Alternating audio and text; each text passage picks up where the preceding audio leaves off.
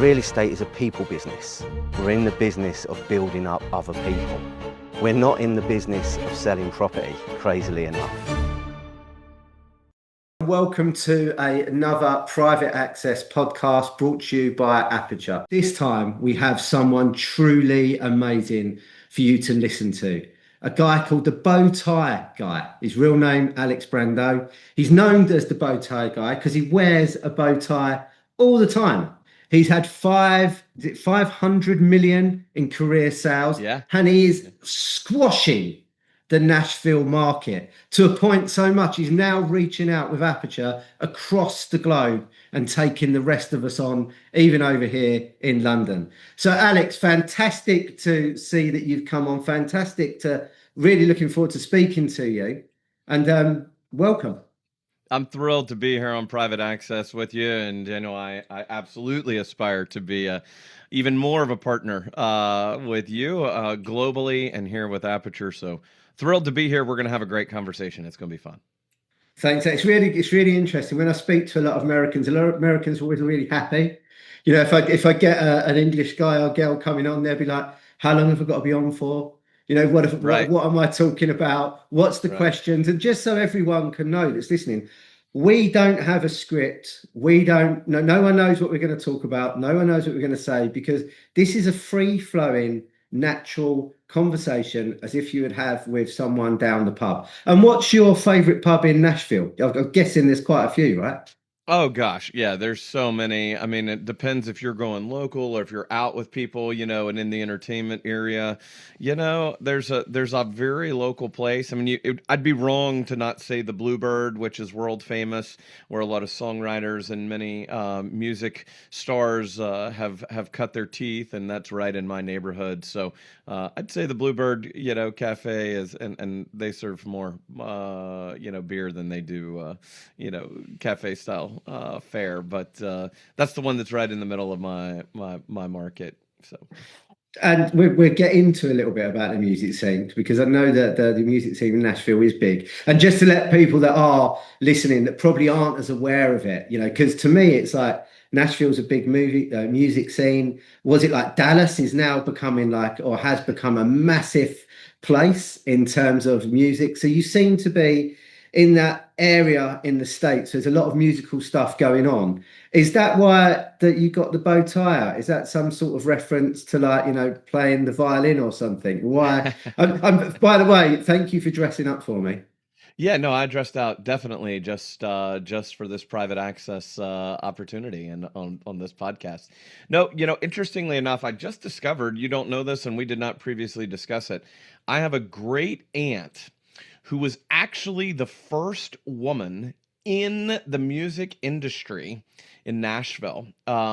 She was founded by a guy super famous from back in the day, a guy named Roy Acuff, and a guy named John Rose, and they created the Acuff Rose record company, which still exists today. It was the first publishing company in Nashville. They actually had many huge hits, but also created the state song, which is called the Tennessee Waltz. But I just discovered, because a family member is actually going through the process of gathering some things for a family reunion later this summer.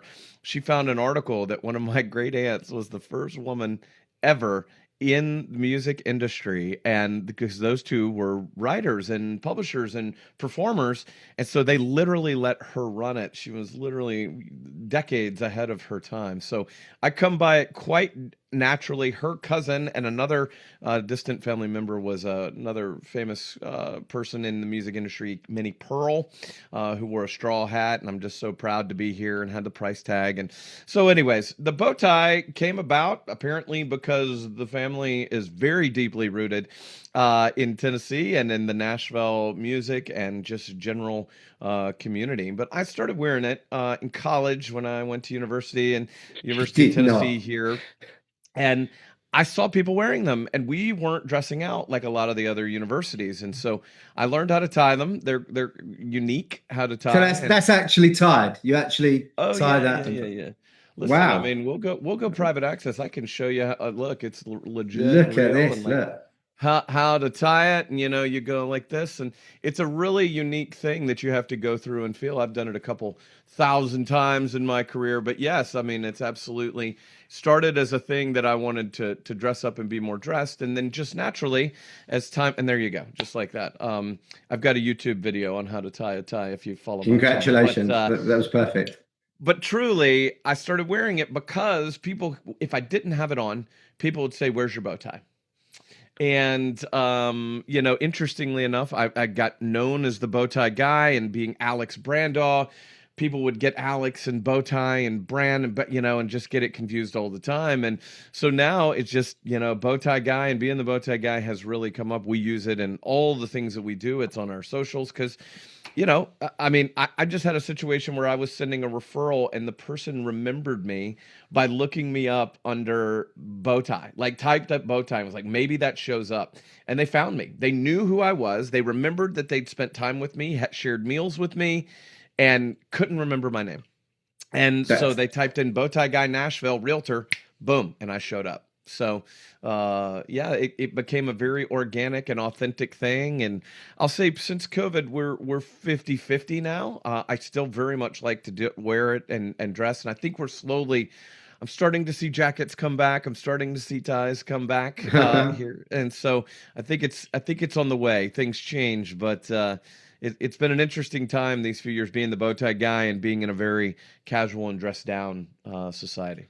I think it's brilliant, and I think it's truly unique. And the fact that you self tie them, yourself is brilliant. And you're from college is a long time, so it's something you're gonna carry on having. I mean, when I wanted to look you up, it's just easy for me on Instagram to stick in bow tie guy and bosh. There you are. That's how recognizable it is, and that's what's so brilliant. So let's wind it all back because we know you're a brilliant agent. Yeah. You're clearly carved out a niche that separates you from the others and allows you to elevate and to ascend in a direction that makes you wanted and needed. Okay, which is when we talk about real estate, something we're very interested in discovering is like people buy people. So what are they buying when they look at you? Yeah. One of the questions I have for you is, I don't think no one starts out as a young kid as you being, like a Sheldon type character at school with the bow tie on, right? You don't turn around and the teacher puts their hand up and goes, what do you all want to be when you leave school or college? And you turn around, you say, real estate. People have different interpretations back there of what they want to be and what they want to aspire to be. So what was it that was driving you in the beginning? What did you want to be at school? And then when did you fall into real estate? Yeah, it's a great question, and I've kind of come full circle on it. So when I was growing up, I wanted to, I had all kinds of dreams. I think I said one day in the back seat as a, single digits, 8, 9, 10 years old, I was like, Dad, what if we combine, stars and rocket ships and things. That's what I want to do. And he's like, oh, that's an astronuclear physicist. And I was like, okay, that's what I'm going to be, an astronuclear physicist. And then as things evolved and I, became more comfortable in my personality and lifestyle and things, I was going to work in sports. I worked at the University of Tennessee in the athletic department for 3 of the 4 years that I was there, got to do some amazing things, effectively had a full-time job there and got an amazing job right out of school as the game day director for revenue sports at Vanderbilt University here because I had so much experience at 22. I also interned with the Nashville Predators, which is the NHL hockey team in Nashville in their very first year, and got to do amazing things that no one was allowed to do because it was their first year and there were no rules. And I've driven cars on the ice and rappelled out of the rafters with the mascot. Hold on. You've driven cars on ice? Oh, yeah. Like in a stadium environment and... 20,000 people. 20,000 people on a headset. You didn't crash? Didn't crash. I very much regretted the decision to do it as I pulled onto the ice with the mascot getting in the back. And I was like, this is a terrible idea. Like, I have to drive this car out, turn it around, and get it back out, and there's literally 20,000 people watching me. Why did I do this?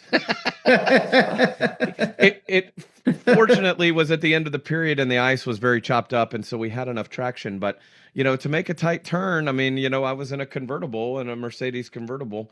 I think it was an SL, 500 or something, and Very powerful car, right? yeah, right. So you got to be quite careful with that. But yeah, lots of stories we could get into. But it's interesting that I was headed to sports, and then realized that if I didn't love it as much as, if it wasn't my team, it wasn't the same. And so I had an opportunity to go into real estate because I like people. I'm not shy. I like helping people. I like solving problems. I like creating great service and experiences and relationships, and being influential in people's relationships. And lots of times realtors, there's a low barrier of entry. It can be a mixed bag of experience. So I was always driven to have very high end, very professional experience and relationships. And so it's interesting. It's come back around that now I'm doing quite a lot in the entertainment and sports world and getting to work with, household names and professional athletes and things of this nature because of that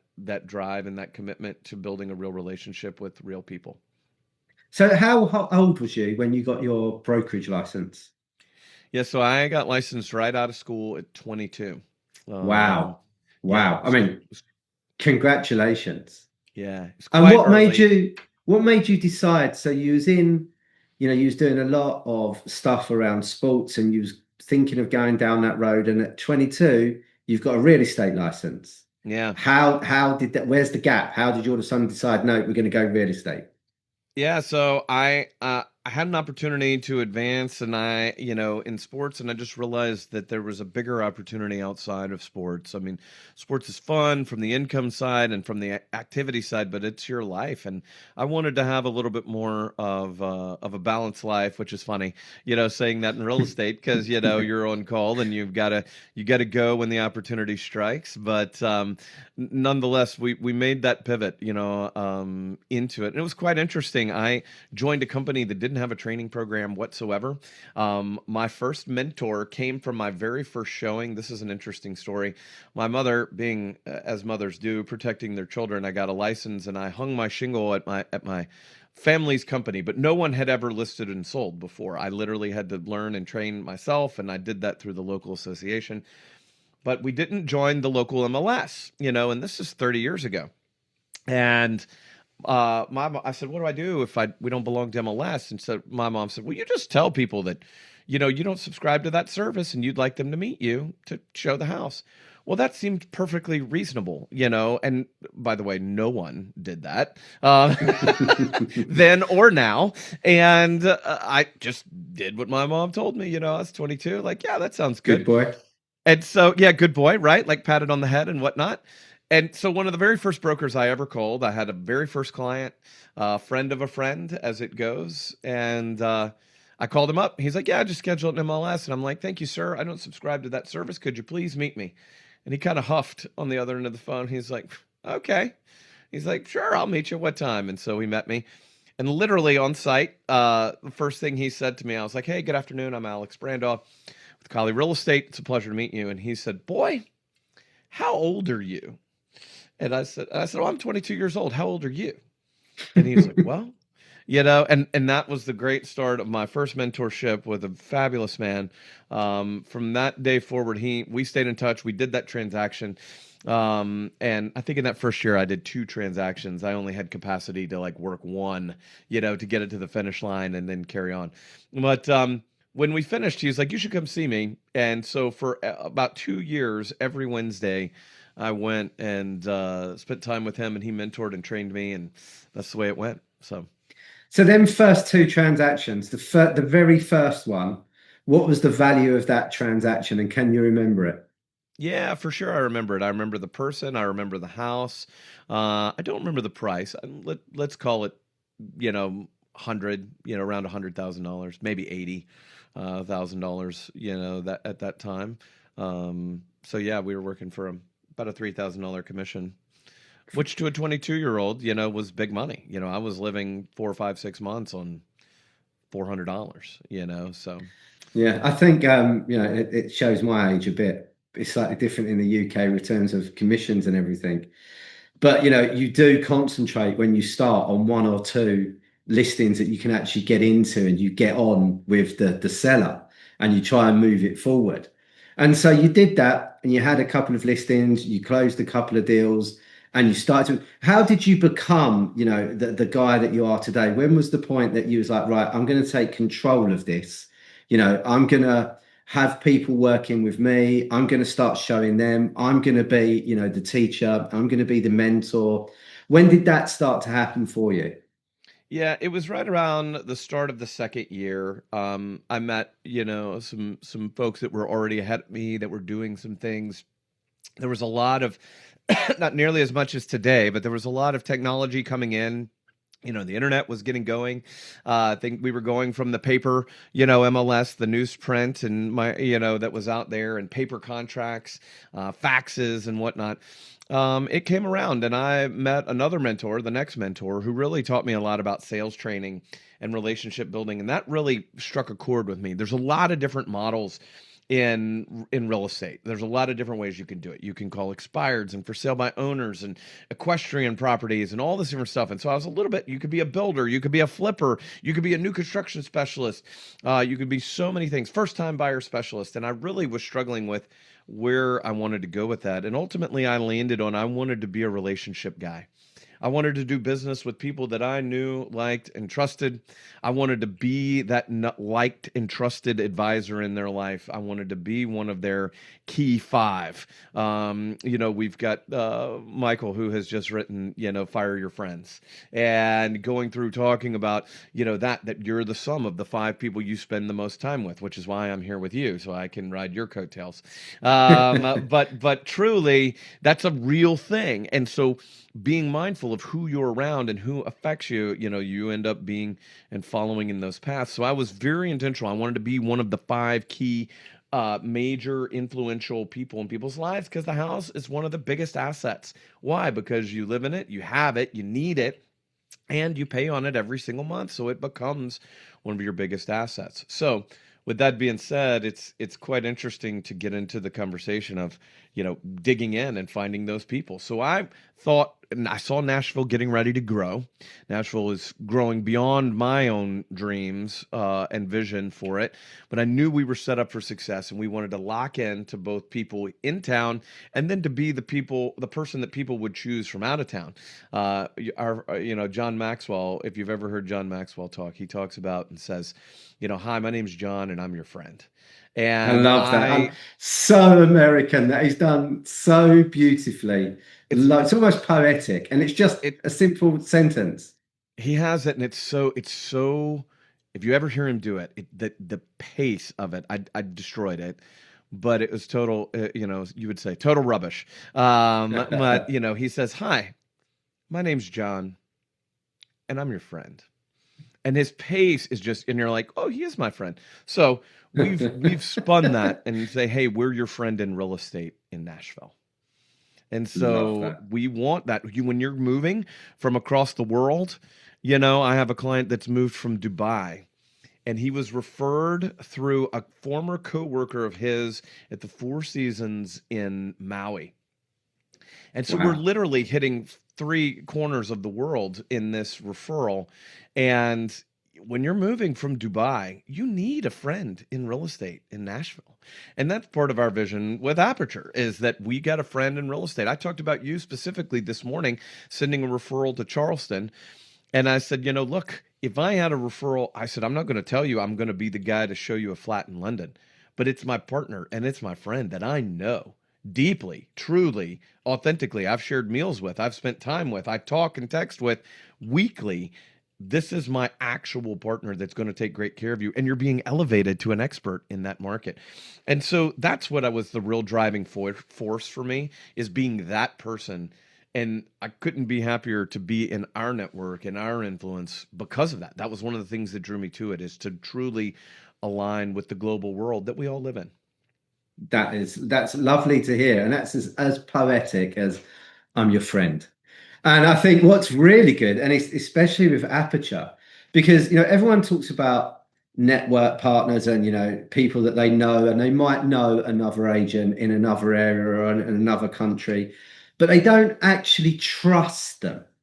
And if you're handing over a client, whether it be a buyer or a seller, to someone else to deal with their transaction who's across the Atlantic or 10,000 miles away, you have to understand that the buyer and seller is trusting your referral. So you're on the line here, bow tie guys on the line. And if you're passing over someone that's going to cause issues or put bumps in the road, that's going to show and come back on you. And what I think we've done with Aperture is we're perfectly aligned and we've knit together a perfect pattern that allows agents that are friends, but also that are trusting of each other and with each other to be able to hand their little black book over to the other side. So you're in Nashville. Nashville's exploding. Okay. How old are you now when it started to go roughly? How long ago was it when Nashville started to go pop and went crazy?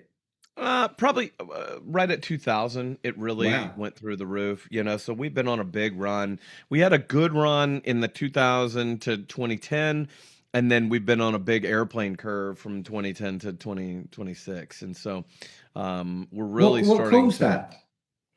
Well, there's a bunch of things. I mean, just some natural economic dynamics, some geographic dynamics. The big one is that Nashville and the state of Tennessee does not have an income tax. And so we've had a big migration from people with states that have income tax.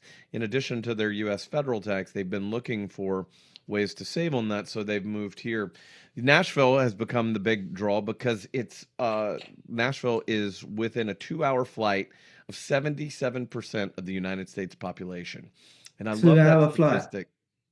2-hour flight from anywhere. So we can be in DC in less than 2 hours. We can be in New York in less than 2 hours. We can be most of Texas, most of the West. So 77% of the United States, Florida, Miami, all up and down the East Coast, and all the way over to, going to see our friends in Big Sky. That's about 3 hours, but we have directs, straight into Bozeman and Big Sky. So that's been one of the big drivers for Nashville's growth, that it's central.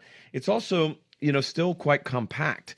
You talk about some of the urban sprawl and I was talking to someone yesterday comparing Nashville investment, on a high-end house on a, 2 to $4 million price category property.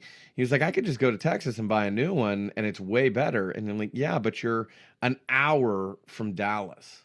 Like they just keep going, further. That sprawl keeps going. And it's like you could buy a $4 million house in Nashville and be downtown at the Ryman or in the entertainment district in 11 minutes. Wow. So there's a balance to that. The balance was part of the draw, is that you could be here, you could do things, and have quite accessibility to the rest of the country too. So, And as with everything, when properties get more in demand, they start to go up, that's right? right. So you must have seen property prices change a lot, since 2010 to the current time. What kind of percentage, what kind of hockey stick has happened to the property prices in Nashville? Yeah, it's interesting. The same conversation I had yesterday, I was sharing with a gentleman that I remember when there were on the high end, on the ultra end of the market, that we discovered that there. I remember looking and doing the research, and there were less than $100 million sales that happened in a particular year, and it was about that time. It was that early 2000s, 2004, 2005, 2003, somewhere in that range. And I remember going, oh, well, that's not that many. That's something we could move to and, get market share in. There's just not that many. And now, Nashville has, we have $20 million properties, and things Wow. of that nature. Yeah. And we have some really unique inventory and properties here, as far as we have a lot of vertical. People don't think about Nashville and having a vertical space. And then we have the ultra, properties that are, these really significant estates. We have farms, we have contemporary, we have Victorians, we have arts and crafts, we have townhouses. Like, we just really have a diverse housing selection that really lends. We actually have one of my current prospects is a great friend, who's actually in business school at Oxford, and he commutes from Nashville because we have a direct on British Airways. Wow. And so twice a month, he's living here, but commuting and coming to Oxford to finish his MBA. So it's very interesting, in Nashville and in Middle Tennessee. But that's where the hockey stick curve really took off. Was we were there, and then there was demand for it, and now we're in an interesting time that it takes a sophisticated and specifically experienced person in the market category that knows what to do and knows the difference, as opposed to just a big gray and white box and selling that as modern. Like, knowing the geography, knowing the difference in the land, because especially with so much migration from many other markets globally, something that's acceptable in one market is not in another, and the things to look Totally. out for, like, it just does not translate. So again, that's why we say, we're your friend in real estate in Nashville, because we're going to help you know those things and point those things out, because you don't know. You don't know you don't know that it can rain 3 inches in an hour. And we deal with some serious water, and if you look at a house that has a slope coming at the house, well, what's protecting that house and the crawl space and everything else if it rains for 3 inches in an hour? So anyway, those are just, we can get way into the weeds on that, but it's interesting. I mean, it is. And once you look at it, it's a clear definition between someone that's in real estate and someone that's an advisor. And Right. I think, there's a clear difference with what you're doing and what we're doing at Aperture is that the guys and girls here are advisors. They Yeah. understand their market. They are, articulated enough to understand other markets to a degree, but they don't say they dominate them in other areas. They pass them over to a referral to a friend that can help, and keep the trust and relationship from the beginning inside the same company, even though it travels over the sea, it's the same company picked up on the other side by someone that's talking to you, who's talking to your client, and directly it works. And I think being an advisor now is something that is even more required in real estate as part of just, the go to it. People do need to understand what happens with the weather and what it's like. So it's a massive uptick in the moment in Nashville. Loads of people are coming. It's like, well, is inventory low? If inventory's low, does that mean prices are going up? So if some people go build a load of houses, will inventory come down? Will prices come down? How's it going to, top out? What's going to happen to it? Where will it go? And we fall, lots of agents fall foul of falling into they can't understand the nuances. So they say everything's luxury. So my question is to you, what does luxury mean to you, Alex? Yeah, that's a great question. I mean, I luxury to me is the time to do what you want with who you want, where you want. And so that's my definition, of luxury. And we transpose that into and with clients. We shared that luxury is thrown about too casually, which is why we use some different vernacular, around those things. I mean, I think I'm one of the only agents on the planet that talks about price category. And I do that Smart. on purpose, because let's talk about your price category and what's going on, not, what's your budget, not what are you looking to spend? Like, tell me about the price category, because the price category is a thing. And it is a thing because the same houses that were selling for $750,000 up to $1 million are now $2 to $3 million houses. They're the same houses. They're in the same geography. They're in the same place. They haven't moved. They're not new, but the price category has shifted up because of demand, because of preferences and why, and being able to decipher that and match it with the client's needs and goals can be a big thing. We're in the South where it's a lot, very, very green, but we have a lot of topography. We have a lot of hills. And so, if you say, hey, I want to be in my neighborhood, and I want to be on a flat lot, well, that's only 20% of the lots available. So you're already in a diminished capacity. And why do you want flat? Well, because I want, this and this and this. And so there's levels and layers, to that whole conversation. But it's very interesting. And to your point, like luxury is being able to have someone anticipate your need, but being able to do what you want, when you want, with who you want. And there's balance to that. Like, that everyone, I find that a lot of our clients, the thing that they protect the most is their time. My Yeah, highest net worth clients are very particular about time. They're very careful about my time and considerate about my time. But those are the ones we want to show up for even more. of Those are the course. ones that you'll stay in the house till 11 o'clock at night to wait for a delivery guy to bring the refrigerator for. You don't mind that one bit. You don't mind to go run and check on, someone's house when they're not there, and those kinds of things, because those are the real relationships you're going to carry with you. But I think that's the real definition of luxury, is being able to do what you want with who you want, where you want, but then also being mindful of the time. And that's where we really show up in our clients' lives, is giving them time back and being able to accelerate their process and anticipate how long it'll take. If they're selling, something, and you could be like, look, we can sell this, and yes, we can get you $20 million for it. It's going to take 16 years. Here's the listing agreement. I mean, I love that. I love that it's not works wrong. so well. Yeah, It's not it's not. wrong. It's not wrong, and I think you've exampled something really unique there. With you are an advisor, so you've Yeah. solved their problem, but you've just told them you got to hang in for 16 years. So when we spoke a minute ago, you were saying that Nashville has low income tax, so that's why loads of people are now coming. So did that make it a big boom for second homeowners? Yeah, it absolutely did. It's changed things.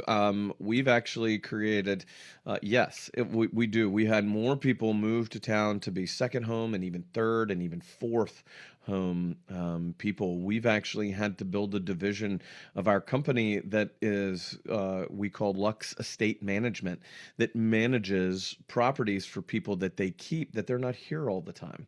They come in and out for season. One of my first luxury penthouse sales was a former international bank, private bank manager.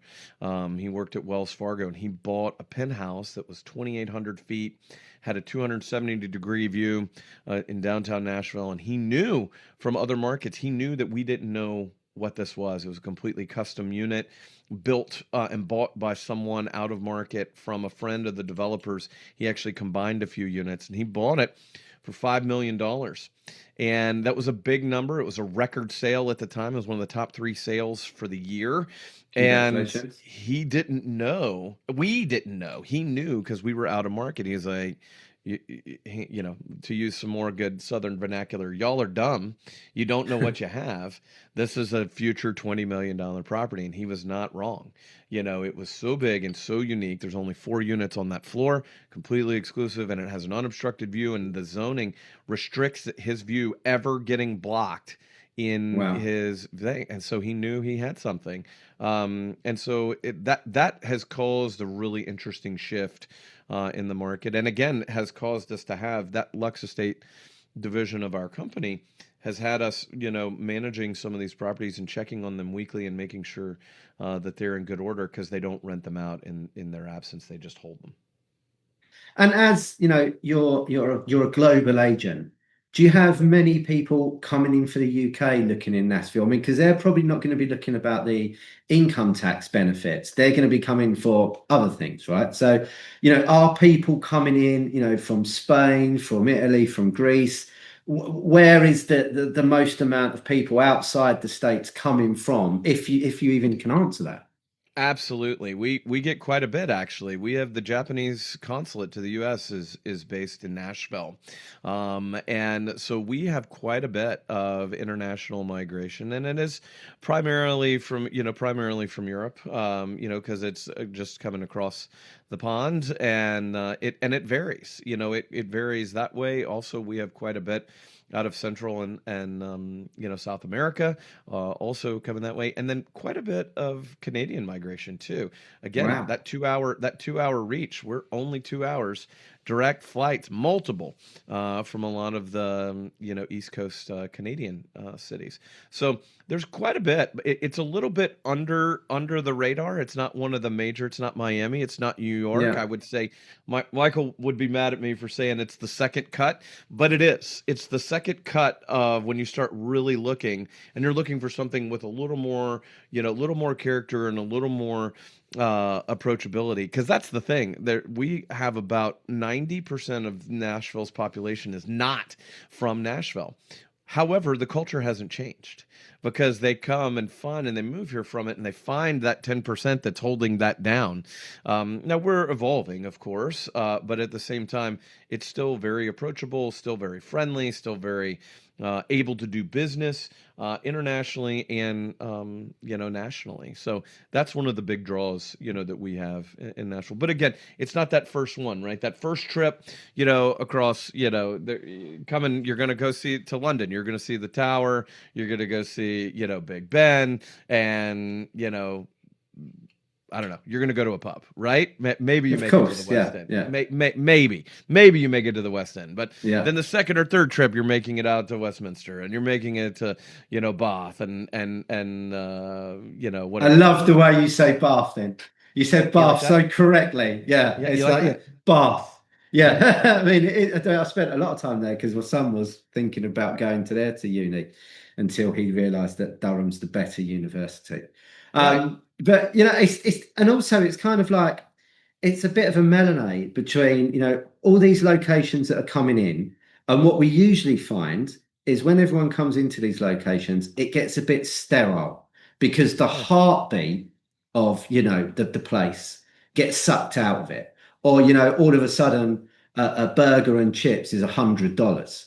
Yeah. It gets messed with. And I think, again, going back to you as an advisor, that's where your role is so good, where you know everything about it and you can go back and say, since I've been here, I've been dealing with this. We've seen the hockey stick curve.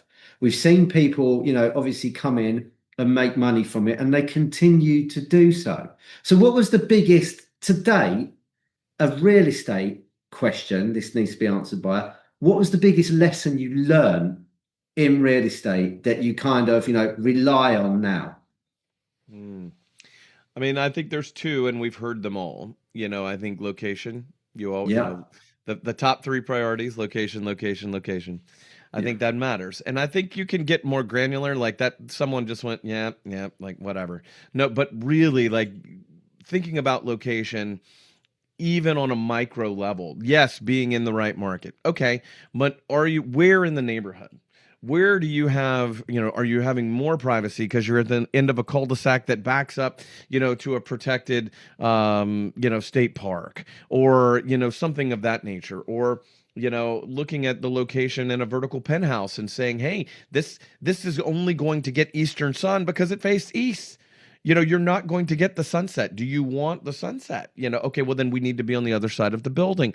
Location is so important and often overlooked, especially in the resale market. Thinking Yeah. about travel times and various things like that. Thinking about it as granular as like, hey, what does it feel like when it's dark? Do car headlights shine into my house all night? Thinking about the location really, really is critical. We hit on a minute ago about stormwater. That matters. Where am I in location? Am I dealing with, stormwater? I personally deal with 22 acres of rain runoff from my own neighbor's yards because of my house. So my house is built 22 acres. 22 acres that are not mine, Wow. that gets all this like water runoff. So how much water am I dealing with? I'm dealing with that much. My house sits much like a moat, where it's up and we have a berm around the perimeter to manage the water. Because if you have 22 acres of 3 inches of water in an hour, I That's a promise you that is lot. a rushing river. Yeah, that's a And lot. so it doesn't happen often, but we've got to be prepared for that. And so location matters. There's a client of mine who tells the story, and she's been on one of my podcasts talking about it. They called one, they found it, and they're like, "This is the one. Come out here quickly." And they were engaged and getting married and expecting and all the things. And they're like, this is the one. And I got out of the car to say hello to the wife for the first time. And I said, you can't buy this house. She did not like me. Not even a little bit.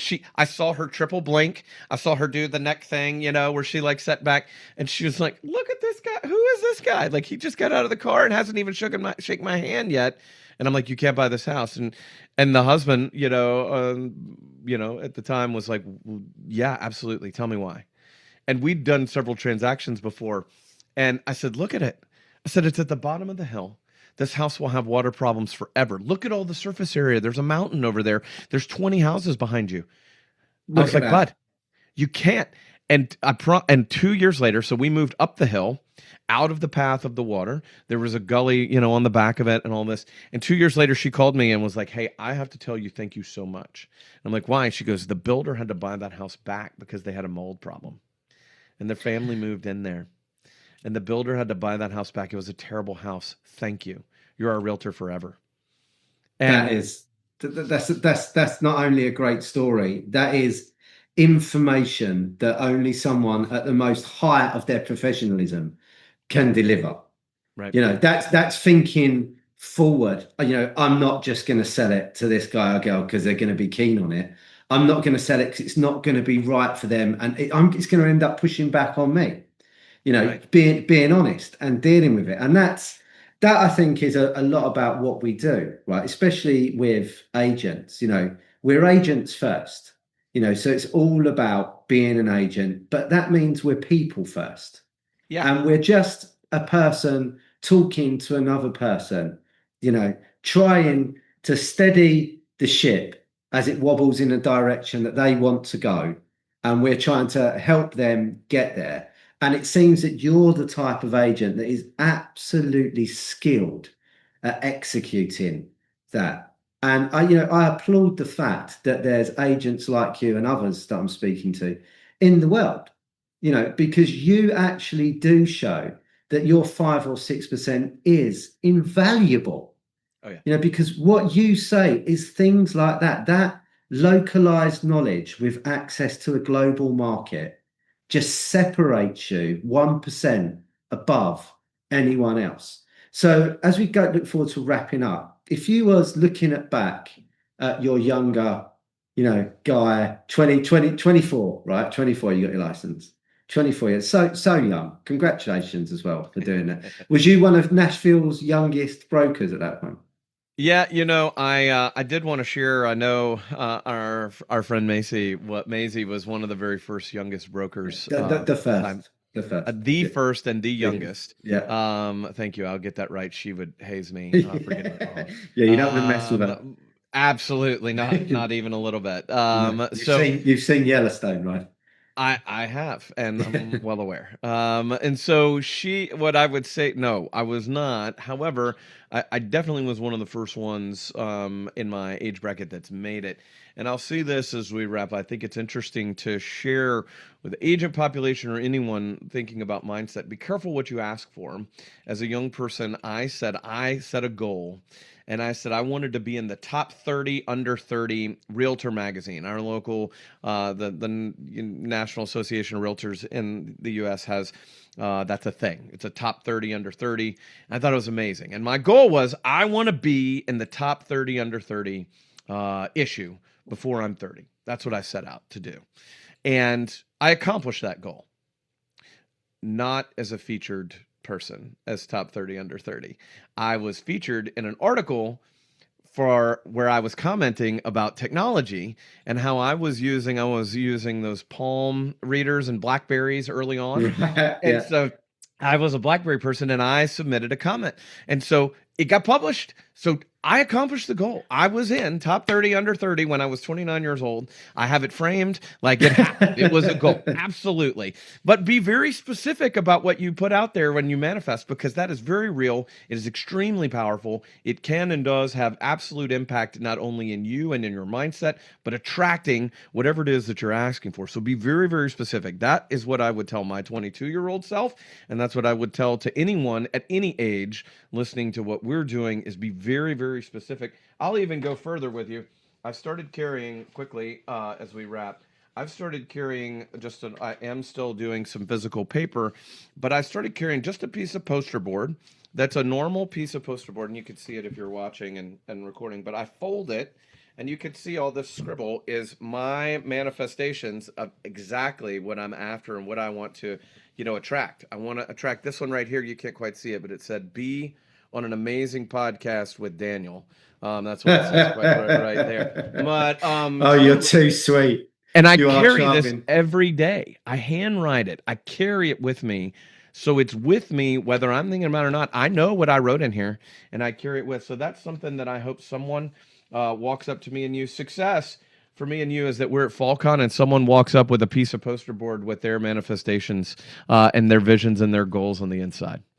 That would be amazing. And, we are in the UK, you are in Nashville. It's absolutely started chucking it down. I think you talking about getting 3 inches of water in 5 minutes is happening at the moment. Oh, I manifested it. There it is. Yeah, It's happening. yeah. Can you not do that? Yeah, sorry. Alex, what's the Instagram? People want to reach out. They want to speak to you, talk to you. What's your links? What do you want to put up there? Yeah, well, as you said, and as we've discussed, it's very easy. Just go to the Google and put in Alex, Bowtie Realtor, and you'll find me.